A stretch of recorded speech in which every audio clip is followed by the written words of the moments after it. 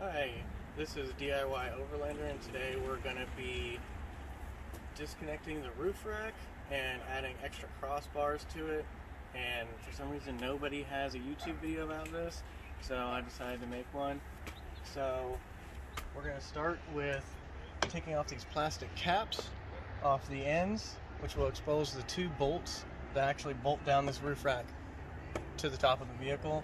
And then underneath here you're going to see two Phillips head bits that you also have to take off as well, so you can remove this whole assembly. We're going to come over here, and so you're just going to pop this up, and then you're going to want to slide it out. The reason why you're going to want to slide it out so you don't break off these little tabs. And then to remove the bolts, you're going to need a T30 bit on a ratchet. That's what I used. And then I used a 1/4 inch ratcheting wrench on a small Phillips bit. I'll show you. So here's your T30 bit that you're going to use on the bolts that actually hold the roof rack down to the vehicle. And then to get those Phillips bits, because they're a really tight spot, you're going to take the little bit that comes off your drill set and you're going to take a 1/4 inch ratcheting wrench and put it in there, and then just apply the pressure and then loosen it that way.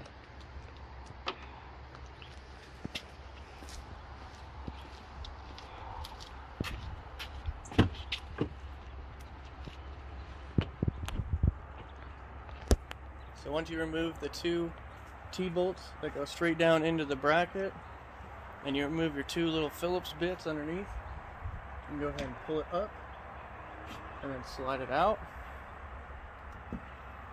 And then once you do that to both sides, you can then slide in your new bars into the track, because this part of the bracket doesn't let you go into the guide for the new crossbars or removing the crossbars. So you have to take off this whole assembly just to take on and off crossbars.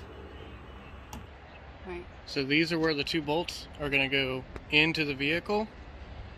So once you remove those in your Phillips bits, you can just pull up and then slide it out. And then right here is the section that doesn't let you put in the new crossbars or remove the crossbars, because it's actually in the guide of the rail. You see right here, that's where the rail goes, that's where the bracket for the crossbar goes in. So once you remove this piece, you can then install your new crossbars.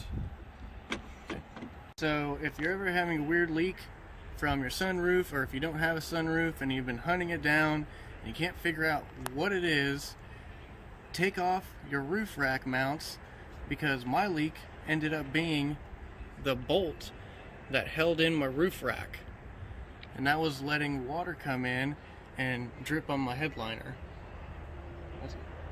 To get both mounts off, you can then lock in your new crossbars and just slide them in, and you're good to go. So this has been DIY Overlander, and we now know how to remove the crossbars and completely remove the roof rack for a 2006 Toyota Sequoia. This will work for any first gen Sequoia, and that's it. Thanks for watching.